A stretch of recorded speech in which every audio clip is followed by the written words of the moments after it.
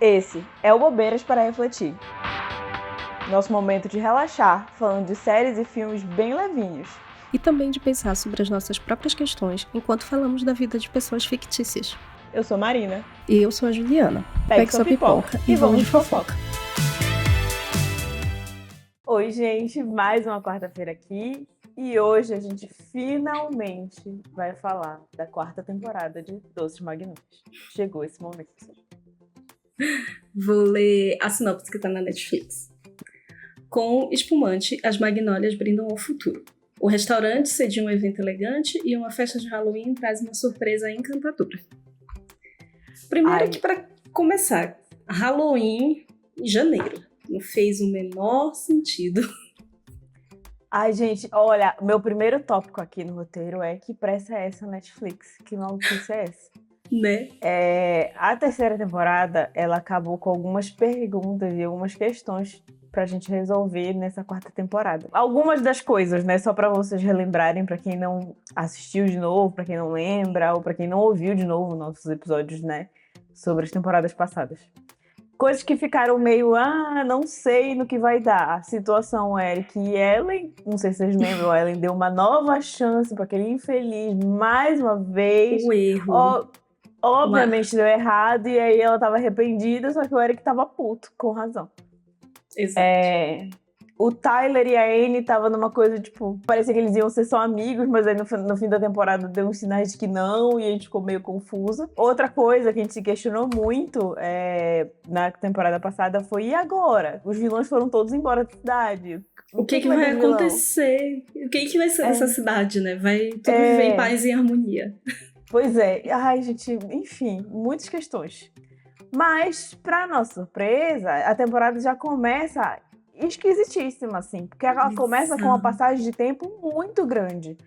Passa-se um ano de uma temporada pra outra. Eu achei uma insanidade. Muito tempo. Olha, foi muito tempo. Sinceramente, eu não vi a necessidade de ter passado tudo isso, sabe? É pra mostrar o quê? Que, sei lá, enquanto todo esse tempo se passou, os relacionamentos foram amadurecidos e tudo mais, e por isso que as coisas ocorreram do jeito que ocorreram nessa temporada, tipo, não faz sentido. Não sei, mas aí, tipo, resumindo aqui das coisas que acontecem correndo de um ano pro outro e que a gente não viu, a Dana Sul, por algum motivo que não fica lá muito bem explicado, ela se afasta do restaurante, que era a vida dela, né? Pra dar aula. E aí, tipo, o Cal e o Eric assumem, mais ou menos, a gente vai falar dela mais tarde.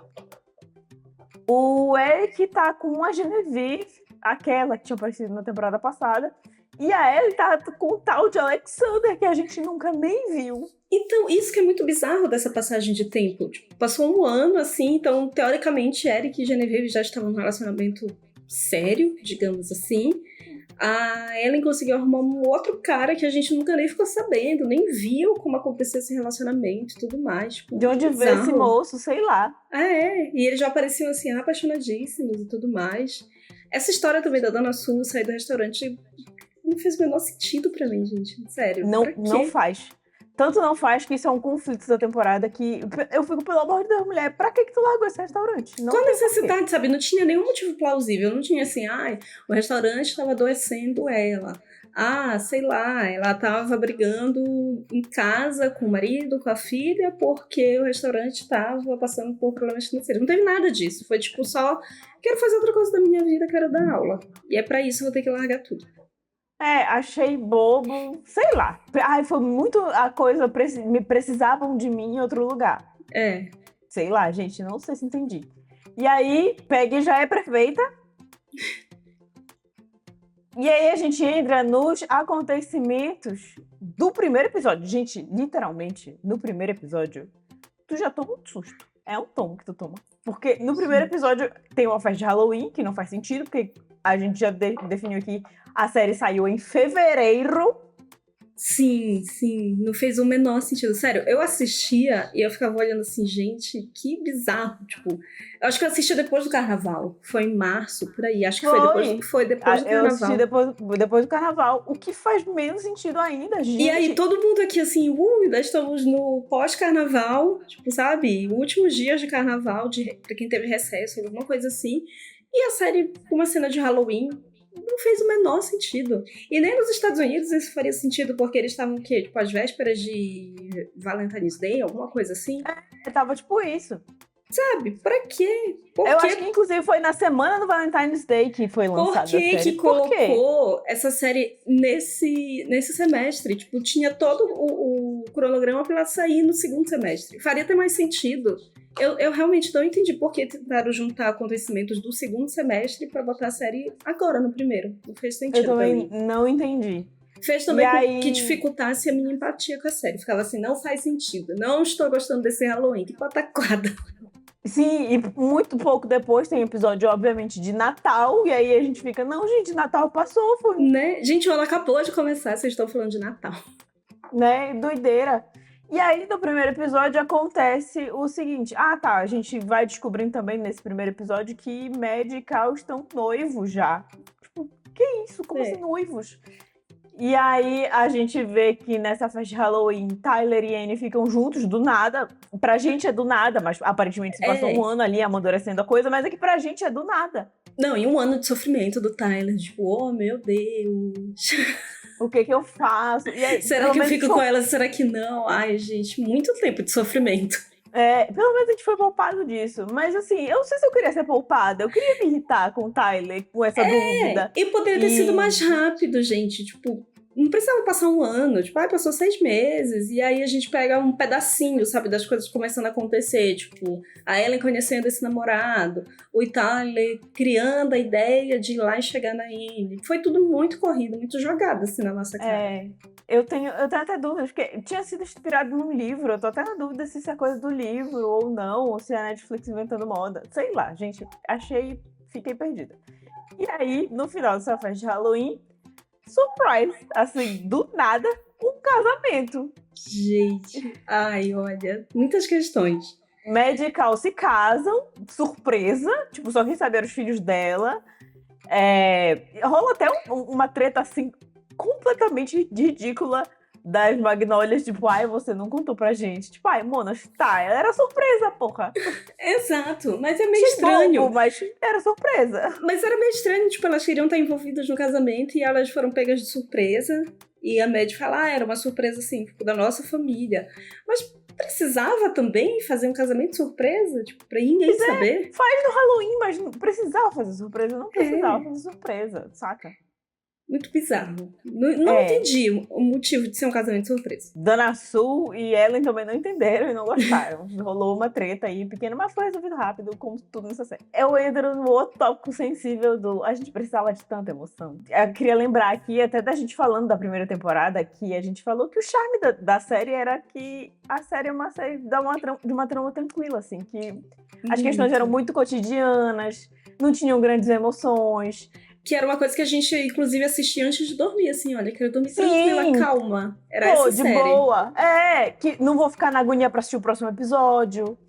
O único momento que a gente ficou na agonia foi minha reclamação, foi no final da primeira temporada, que eu falei, pô, deixaram pra acontecer o negócio emocionante no último episódio. Aquele acidente acabou comigo, gente, sério. E aí demorou muito tempo pra voltar, enfim, isso não foi muito... Mas aí eu acho que a terceira temporada tinha chegado num ponto que era bem equilibrado. A segunda e a terceira, que, tipo, não deixou um grande cliffhanger pro final. Mas, tipo, aconteceram algumas coisinhas, mas, tipo, continuou na trama tranquila. Essa temporada começou ligada aos 220, gente. Literalmente, todos os primeiros episódios rolam um cliffhanger maluco no final do episódio. Tipo, meu Deus, do nada, casamento. E aí, segundo episódio... Enfim, daqui a pouco a gente fala do que acontece no segundo episódio. E aí, outra revelação. Até o terceiro episódio, isso funciona bem. Não vou mentir. Eu fiquei impactada. Eu fiquei pensando, nossa, vem aí, vai ser uma temporada com bastante coisa. Porque é isso, todo episódio termina com a gente assim, meu Deus, eu quero ver o próximo. Sim. Tanto que eu assisti muito rápido essa temporada, porque, enfim, tava de recesso, né? Era pós-carnaval. E eu tava assim, meu Deus, eu preciso saber o que acontece. Sim. Eu terminava o episódio e ficava, eu não consigo esperar pra ver o próximo, eu preciso assistir. Só que aí vinha o próximo e eu ficava assim, então, eu esperava mais. Me prometeram mais. E não entregaram o que me prometeram. E aí, gente, a partir do, sei lá, do quarto episódio, os cliffhangers começam a ficar patéticos.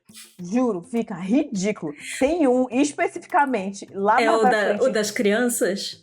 Meu Ai, Deus, eu odeio. Esse pra mim é ridículo, odeio. gente, sério. O episódio termina assim, se você não quer ver crianças sendo presas.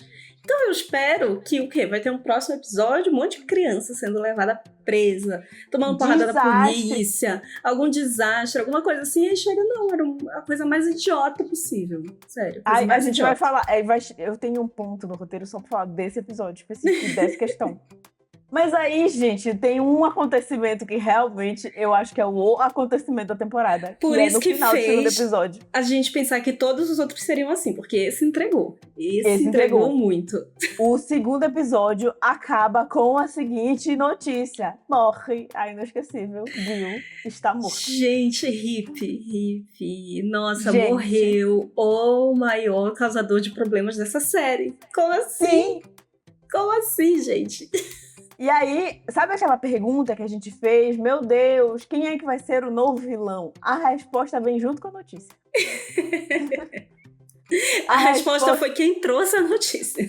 Exatamente, que foi a Bonnie, a insuportável, inviável mãe do Bill. Dá pra ver de onde esse homem puxou de Exatamente, gente. Não pensei que eu ia dizer isso, mas fiquei triste com a morte do Bill. Sim. Óbvio que ele trouxe problemas junto com a morte dele, afinal de contas.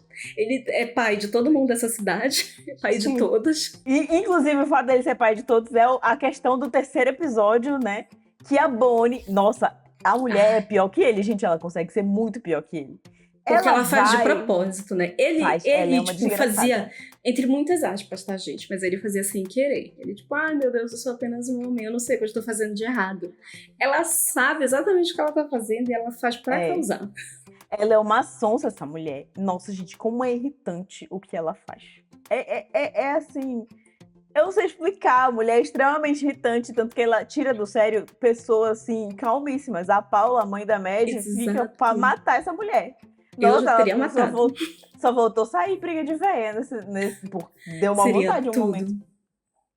E aí, no terceiro episódio, a Bonnie vai e conta pra Deus e o mundo o grande segredo da cidade, de que o Isaac é filho do Bill. Olha. Cria uma confusão generalizada. O Isaac briga com a outra lá, meu Deus do céu. Nada a ver com a Noreen, que Sim. foi uma briga boba também. Não, não precisava. A Noreen, eu acho que foram vários acontecimentos que tiveram nessa temporada, assim, tipo, de coisas muito grandes que terminaram numa discussão boba. Então, sei lá, o casamento da Maddie com o Cal era super o acontecimento. E isso deveria ser final de temporada. Mudaram, botaram pra começo. E aí gerou uma briga boba ali entre as três. Esse acontecimento do Isaac, de todo mundo descobrir que ele é filho do Bill, porque até então só quem sabia era a Ellen, a Dana Sue e a Maddie, né? Sim. Acho que... talvez o Eric. A Ellen e a Dana Sue não sabia, só quem sabia era a Maddie e a Maggie. A Ellen não sabia? Não, tanto que rolou outra briga quando a Maddie contou que ela sabia, mas ficou calada. Nossa, eu jurava que a Ellen sabia, porque foi ela que descobriu que ele era o filho da Peg, né? Pois é, só que aí ela descobriu essa parte e não quis saber do pai. Tipo, Peg, esse é seu, não vou te pressionar a contar. Era uma coisa assim, tipo, um super segredo, né, pra todo mundo da cidade. E aí essa mulher joga assim ao vento, que era o Bill, e a Noreen fica muito arrasada, porque assim, ela tem uma filha com o Bill, né? A Noreen é ex-amante do Bill, teve uma filha com ele, então, e ela mora com o Isaac, então o melhor amigo dela é irmão da filha dela. E aí rolou uma confusão. O pobre do Isaac passou o resto da temporada todo meio mais ou menos, assim. Ele some um pouco, ele vai voltar pra casa dos pais dele, né? Dá um tempo dali. Sim. Só que aí fica um clima meio chato. A Noreen também, ela tá tentando se encontrar, tá tentando voltar a ser enfermeira, mas de um outro jeito. Tipo, ela não quer continuar só ali no spa, cuidando dos bebês e tal. Então tá tudo meio assim, meio solto, sabe? Todo mundo querendo cada um ir pra um lado e uma coisa não conversa com a outra. E aí eles brigam, eles se separam, param de conversar, de falar um com o outro. Tudo meio esquisito, assim, meio mal resolvido. E vai resolver bem lá pro final, gente. E é uma resolução rápida, até. Como tudo nessa série, né? Vamos lá. E aí, vamos falar dos casais? Vamos falar Eu de acho algo que que é a gente importante. gostou. Né? Vamos falar de Ellen e Eric. Ai, gente, Amei. é... Assim, eu tenho uma pequena crítica que, já acusando a própria falta de criatividade, a série se utiliza de um recurso que é muito comum em série que estão abraçando a galhofa já. Que é um grande desastre natural que é pra fazer as coisas acontecerem. Toda série Sim. que tá abraçando a galhofa acontece um terremoto, um furacão, algo desse tipo. Gente, é sintomático de uma série que já abraçou a galhofa. Precisa acontecer um desastre. O pior, mais cedo ou mais tarde vai cair um avião, hein? Ouçam o que eu estou dizendo. E aí, graças a um furacão e um momento de heroísmo, Ai, gente, enfim, de a gente camisas releva. molhadas. A gente releva tudo isso, que era uma grande insanidade ele ter saído no meio desse temporal, dessa tempestade. Mas ele sai, ele consegue socorrer a Ellen, que ficou presa, tipo, caiu uma árvore em cima do carro dela, a mulher quase vai de arrasta. Se não fosse o Eric aparecer pra salvar ela e resgatar, e aí eles ficarem juntos de novo, E aí eles se maravilha. beijam no meio da tempestade, perigosíssima. Né? Enfim, maravilhoso. E aí, eu tenho uma crítica também, que é a parte de que a Ellen passa o resto da temporada meio perdida no personagem. Assim, que ela, ao mesmo tempo que ela tá muito feliz, ela também tá meio, sei lá, ela Meio tipo, o meio que que eu varia. faço, né? Porque assim, ela convenceu a Peggy a se candidatar a prefeita da cidade. E aí, quando a Peggy tá passando por uma crise, ela pede ajuda da Ellen. Só que a Ellen deixa bem claro que ela não quer fazer parte desse Ela não quer um governo, né? cargo. Ela não quer um cargo nessa prefeitura. Ela quer, tipo, dar um conselho ali no momento de crise e ir embora. Só que assim, Mona, isso também nem faz sentido com o jeito da Ellen. Ela é a pessoa que se envolve, que faz questão de Sim. estar ali no meio das coisas e que toma uma decisão. E não que fica Sim. nesse chove no molho, do tipo, eu quero um cargo, não quero um cargo, mas eu vou ajudar, mas tem que falar com as pessoas, mas eu não vou me comprometer, tipo assim, nem combina com ela. Achei isso estranho. Estranho. Esse momento. Mas o que importa é que final da temporada, ainda numa decisão que eu acho que foi apressada da série, podia deixar pra próxima, o Eric pede ela em casamento. É um momento bem fofinho. Finalmente! Podia ter deixado pra próxima? Podia. Mas assim, tava acontecendo tanta coisa chata que eu acho que a gente precisava de um acontecimento bom, assim, pra gente lembrar essa temporada. Ela foi pedida em casamento. Sim. Porque também a vida amorosa da Ellen tava um desastre. Nossa, eu não tava mais triste, aguentando. mulher. Eu não aguentava Muito mais problema. aquele homem. Não aguentava mais. Não, deixa pra lá. Então eu gostei dela ter se resolvido com o Eric, deles estarem melhor juntos. coisa. Acho que foi a melhor coisa da temporada. Achei ótimo que só sumiram, assim, com aquele primeiro namorado dela, né, do começo. A Genevieve também, coitada, desapareceu. Quem se importa? E é isso, é que o conflito que tinha, eles resolveram tão rápido que no final, gente, final da temporada não tinha mais conflito, eles não tinham mais o que fazer. Não, e a gente achava que a Genevieve, do jeito que ela apareceu, né, na terceira temporada... toda, ela ia... A gente achava que ela ia causar, sabe, uma coisa de deixar ela enciumada, né, ela ficar olhando assim, pensando, putz, perdi, e agora tô vendo, me arrependi, queria ele de volta, sabe, dela ter que batalhar um pouco mais pra conseguir conquistar o Eric. Mas não aconteceu nada disso, tipo, desmancharam nada, esse personagem completamente e ela só sumiu, assim, da série. É revoltante, gente, o que acontece, juro por Deus. E aí, falando em coisas que se repetem, que já deveriam estar resolvidas, vamos falar de Medical. Eles já se casam, mas aí eles começam a repetir umas tramas que a gente já tinha superado. Por exemplo, essa coisa de que os homens são muito fechados e não conversam entre si e deixam as mulheres sobrecarregadas com cuidado físico e mental. Verdade, tudo verdade. Só que a gente tinha tratado isso 2 temporadas atrás. E 2 temporadas atrás, o Cal tinha arranjado um grupão de amigos que ele podia conversar e se abrir. Gente, a gente elogiou isso nos episódios. No episódio que a gente fala das 2 primeiras temporadas, a gente elogiou. Tipo, nossa, tem um grupo de amigos, homens, e que eles se dão apoio, que eles dão suporte emocional um pro outro. Como que isso se desfez? Do absoluto nada, tipo, isso se desfez. Não é que eles foram embora, que eles saíram da cidade. Acho que o único que saiu foi aquele amigo da Bad. Esqueci o nome dele. Foi, a unidade amigo de casal do gay. Cal. Na verdade, ele era amigo do Cal. E ele sumiu, tiraram ele da série. E aí, meio que esse grupo desmanchou, pararam de botar eles pra conversar. E eles tinham momentos ali que eles interagiam bastante. Sim, eles Foi até assim- tiveram lá no meio da temporada, mas foi tão E estranho foi assim que... que o Eric e o Cal viraram amigos e estão juntos aí no restaurante, gente. Não Sim. faz sentido. Ah, enfim.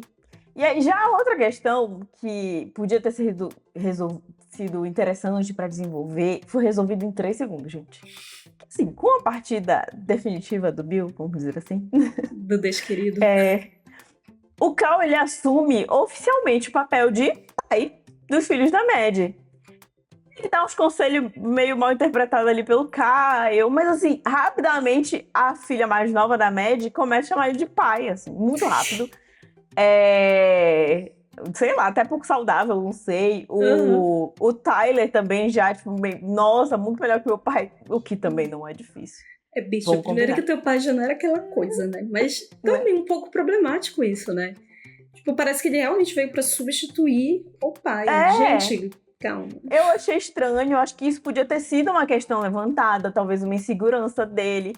E eu acho que até a série tentou trazer isso, mas eu acho que foi tudo tão mal. Sabe? Eles colocaram tão pouco em tela que não teve um não negócio trouxe o peso. do restaurante, da época desse mesmo período em que teve a tempestade, que teve lá o furacão e tal. Que era ele sobrecarregado cuidando das outras pessoas, porque ele ficava nesse modo alerta, que ele tinha que cuidar de todo mundo, Sim. garantir que todo mundo estava bem, e acabou que ele se ferrou, porque ele não dormia, Sim. Ah, acontece. não descansava, ficou super mal, e aí, tipo, um tombozinho fez ele desmanchar. Sim. E daí ele começou a falar que ele estava sentindo falta de ter o espaço dele. Eu acho que isso poderia ter sido explorado mais também, porque Muito ele morava mais. sozinho, do nada ele muda para uma casa com 4 pessoas, sendo 3 adolescentes crianças. Então, óbvio que isso é de se estranhar. E assim, ele mudou, tipo, pra casa da Mad. Tipo, não é uma casa deles dois, é assim, é a casa da Mad, é a casa dos filhos da Mad, que era do Bill e que ficou com ela. Então, sabe, tinha muitas questões Isso ali que podiam ter sido desenvolvidas e não foram. Sim. Pois é. E aí, a série inventa uma doidice que eu não sei como que eles vão resolver, gente. De verdade. Que é a história de que no final da temporada a Mad aceita um emprego em Manhattan. Tipo, o quê? Nada, gente, ela nunca tinha demonstrado essa vontade de sair da cidade e tudo mais, nada disso, sabe?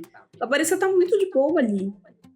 E eu não sei como é que isso vai fazer sentido para as próximas temporadas. Tipo, como é que vai ser se ela mudar de cidade? Como é que vai se desenvolver todo esse enredo? Tipo, as crianças vão com ela, as crianças vão ficar, como é que faz?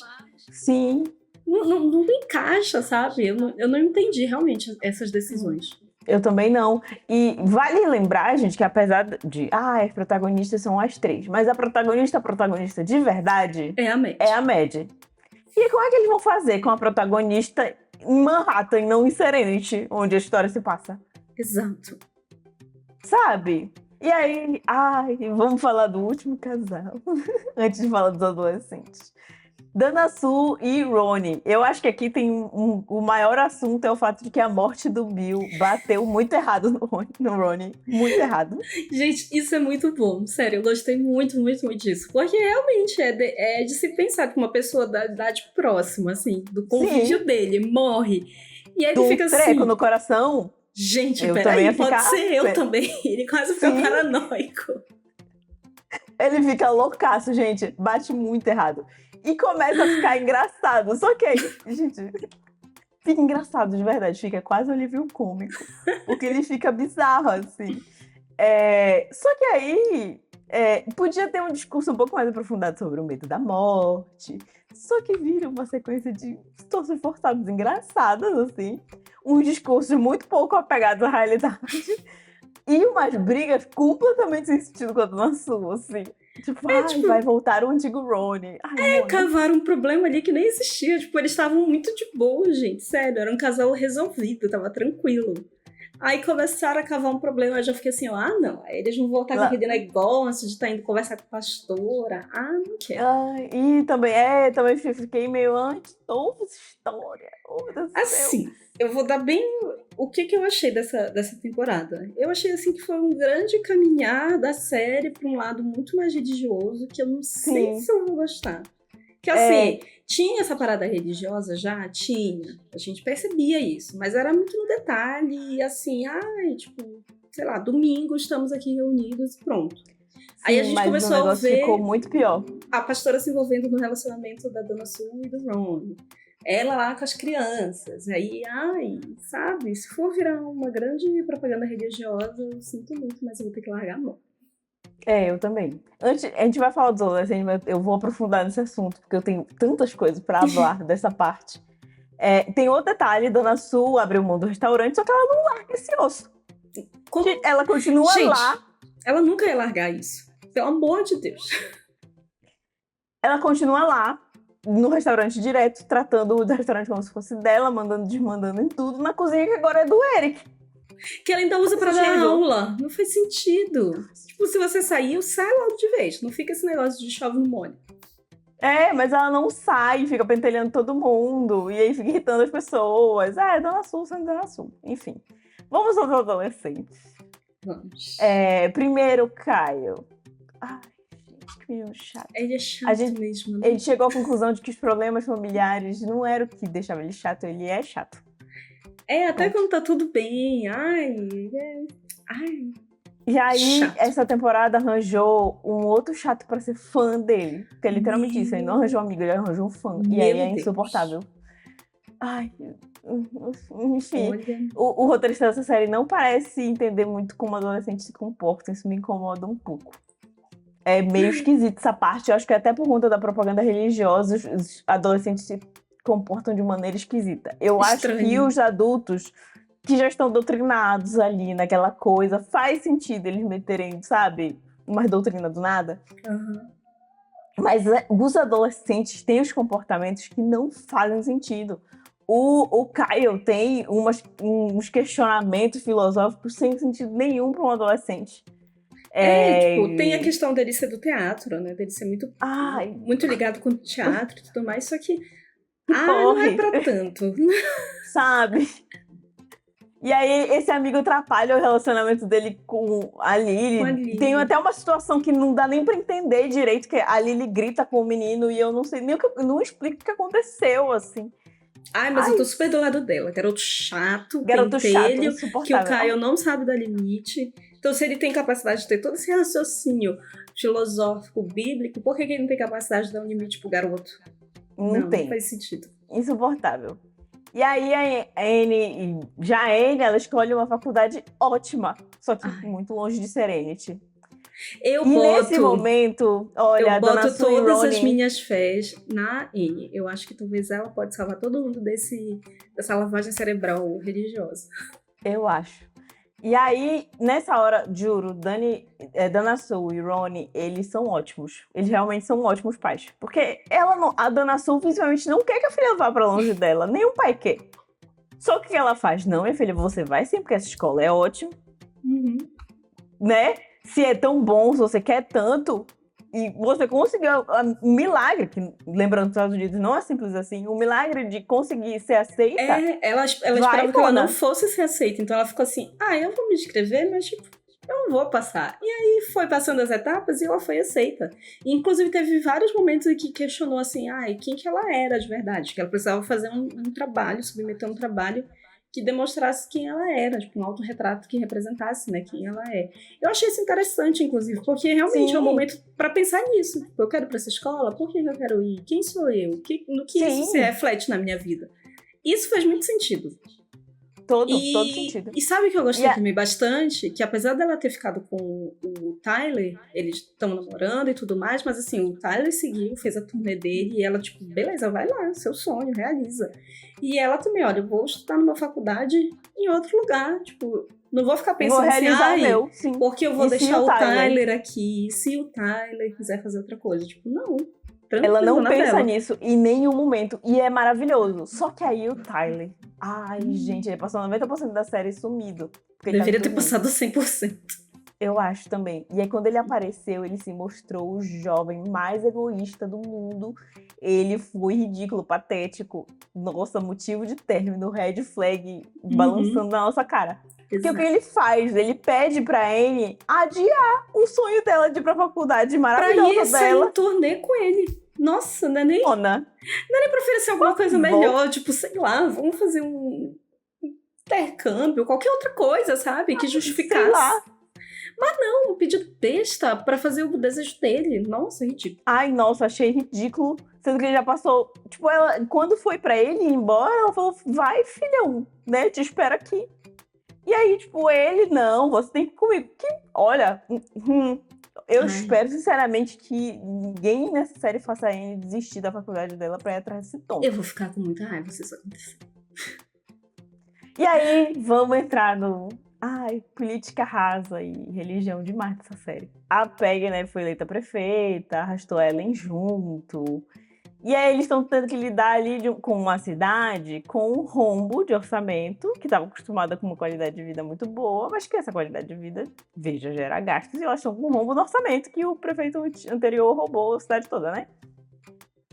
E aí, isso podia ser muito interessante. Porque como é que uma cidade como Serente vai resolver esse problema? Porque no Brasil a gente vê disso a cada governo.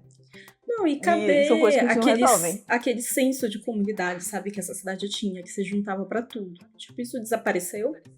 E eu achei muito chato como fizeram essa figura da Peg prefeita de estar escondida, de não dar a cara a tapa, de não chamar pela sociedade pra vir resolver o problema, sabe? Sim. Não faz sentido pra mim. E aí, assim, eu gosto até. De novo, a coisa que a série levanta sobre o senso de comunidade, sobre o fato de que não é só a política que vai cuidar de uma sociedade, a sociedade tem que cuidar junto, a política não é feita só por quem está governando, a política é feita por todo mundo. Acho ótimo, o problema é que eles não tratam assim. Esse senso de comunidade, eles não trazem para o lado político. Eles tratam de uma forma religiosa. Sim. E aí, gente, me pega, porque eu tenho muitas críticas nessa parte, porque pra mim, essa coisa, senso de comunidade tem um nome. E é político o nome, entendeu? Só que eles não vão usar esse nome político porque a série é extremamente religiosa. Então eles vão associar esse senso de comunidade à religião e vão tratar a política como um grande vilão. E aí eles vilanizam também, que eu achei a figura da jornalista que estava ali questionando a administração da cidade. Gente. Ela vira vilã, enquanto a Mad, com as frases dela da Bíblia e seus atos de caridade, é tratada como uma grande salvadora da pátria. No mínimo. E assim, pra começar, tipo, a Peg é uma jornalista. Tipo, ela é jornalista antes dela ser prefeita dessa cidade. Então, óbvio que ela saberia lidar com esse tipo de crise, que ela saberia responder esse tipo de pergunta, que ela conseguiria chamar a atenção da comunidade, porque inclusive foi um apelo comunitário pra colocar ela ali. Então, não faz sentido ela estar escondida, ela tá reclusa, ela tá com medo das pessoas. E também não faz sentido colocar, tipo, essa pessoa, essa figura da Mad, que é essa mulher branca, pra falar em nome da prefeita, que é uma mulher negra que ficou escondida, presa, com medo. Tipo, achei isso tenebroso também, não gostei. Gente, tenebroso. E aí mostra muito, pra mim, qual é o público que a série quer agradar. Infelizmente, o público não sou eu. E aí estamos sendo expulsas da série. Favor se retirar. E aí eu tô sentindo que a série não me apetece mais. Porque o que eu gostava? Eu gostava... Tipo, a gente sempre falou, desde da primeira temporada, a gente falou que tinha essa coisa da religião, mas que tava ali dentro. E eu não acho religião uma abominação. Eu acho que é importante na vida das pessoas. Acho, inclusive, que realmente é um pilar da sociedade. Religião, política, né? Religião, a política, a escola são pilares da sociedade. Só que aí eu acho que eles estão pegando meio pesado. É que mudou o foco, né? Tipo, a gente via isso sendo assuntos mais equilibrados ali, discutidos dentro da série. Então a gente via o envolvimento deles com religiosidade, que tudo bem, gente, isso é retratado. Normal, tá falando que não é religiosa. E que não é pra falar, que é proibido falar de religião, não é isso. Mas é que virou o centro e virou, na verdade, tipo, o que tá ditando, inclusive, assuntos políticos dentro da sociedade. Sim, não tá e aí sentido. Vamos lá. Tem a parte do protesto é toda tenebrosa. Tenebrosa, gente. É um absurdo. Porque começa com um plot twist ridículo de ai, meu Deus, as crianças vão ser presas. E é o protesto mais patético que eu já vi em toda a minha vida. E vindo da Ellen, né, essa frase, tipo, ela chamando as mães, chamando a média, a dona Sue, pra como se irem fosse ver uma os grande filhos. coisa, sendo que ela foi a única dali que morou longe, que morou numa cidade grande, que ela sabe que é um protesto de verdade. Mona, por favor. Aí o protesto lá, ridículo, não quebrar numa vidraça. Gente, por favor. Cinco crianças ali. Com 3 cartazes. Não era nada, a outra tirando foto. Tipo, gente, pelo amor de Deus. Ai, que bobo. Pelo amor de Deus. Quando fizeram o negócio das fotos lá do Instagram da primeira temporada, que era o lado sujo de Serenity, fazia muito mais sentido do que isso. Pelo amor de Deus. Muito mais. Pataquada. E aí, tipo, a média chamando a atenção do Kyle, como se o protesto que ele organizou fosse super violento. Mano, não quebrou uma vidraça, nunca nem vi isso. Não apareceu um maluco de máscara. Que isso? Achei muito pataquada. Realmente, parece que a série tá dando, sabe, uma engessada, assim, tentando ir pra um lado conservador que não me apetece, que não me faz ter vontade de continuar assistindo. Eu não sei como é que vão resolver, né, essa 5ª temporada, como é que vai ser, quando que vem aí, mas não sei. Dependendo de que rumo tomar, talvez a gente solte a mão dessa série. Me deu o sentimento de que os roteiristas também soltaram a mão, assim, pelo menos no meio da temporada pra frente, gente, o negócio deu uma desandada bonita, assim, o que tava muito legal de acompanhar no início, desandou que eu tava, eita, mas que episódio bobo. Vocês sabem que a nossa régua aqui é bem baixa, assim, pras coisas. Sim, gente, nossa, a gente é bem A gente não exige muito. Mas também não dá pra vir com uma coisa assim muito ruim e tentando fazer uma lavagem cerebral e achar que, tudo bem, vou continuar recomendando. Vou colocar aqui uma doida cantando. Gente, não, por favor. A gente vai botar uma bandeira de atenção nesta série e estamos em observação. Dependendo de como for a próxima temporada, a gente pode ou não soltar a mão. Exatamente, isso vai depender muito. E foi o que a gente até falou no episódio passado. Pra mim, esse trabalho de continuar e desenvolver bem os personagens e as histórias e a cidade em si, Virgin River faz, assim, muito melhor. E também tem a mesma pegada. E nem por isso, sabe? Teve um outro detalhe dessa coisa religiosa, que tiraram um casal gay pra colocar outro. Parece que não pode ter 2, né? Proibido. Porque deram fim num casal gay pra colocar o Isaac com o rapazinho lá. E aí parece que... E aí eu já fico meio desconfiada também. É mais uma coisinha ali que me acendeu um alerta. Esquisito. Mas enfim, vamos lá. Estaremos de olho nisso. Exatamente. Comentem aqui no episódio o que vocês acharam. Se vocês perceberam as mesmas coisas que a gente percebeu ou não. Né? E o que vocês acham de como que tá essa série? Se vocês têm informações sobre o porquê que essa série ficou desse jeito, deixem aqui nos comentários com a gente. Sigam a gente no Instagram e no TikTok, @bobeiras-para-refletir, que a gente coloca cortes lá. Então vocês também podem conversar com a gente por ali. Mas é isso, gente. Um beijo e até a próxima. Quer participar dessa fofoca? Segue a gente no @bobeiras-para-refletir, no Instagram e no TikTok. E comenta no post do episódio. E não esqueça de indicar nosso podcast para os amigos.